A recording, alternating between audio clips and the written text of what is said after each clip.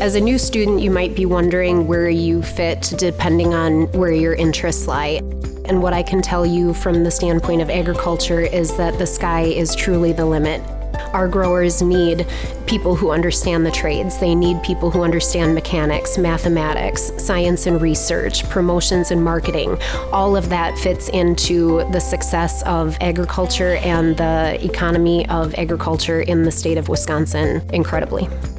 Being a part of the agriculture industry in central Wisconsin, it's like a small family. Once you gain a customer's trust, you've got them.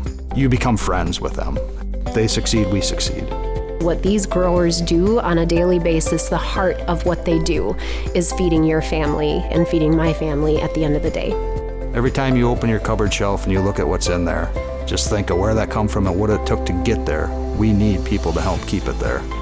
While you're growing your future in school and beyond, you can also help grow agriculture to the future that it will be in using technology, in using your skill set, in using your knowledge of the trades, and really using that to benefit our entire world. We need the employees. We don't have the employees. That's why we're advancing the technology to get the job done. Your skills are needed in agriculture now more than ever and more than most people realize.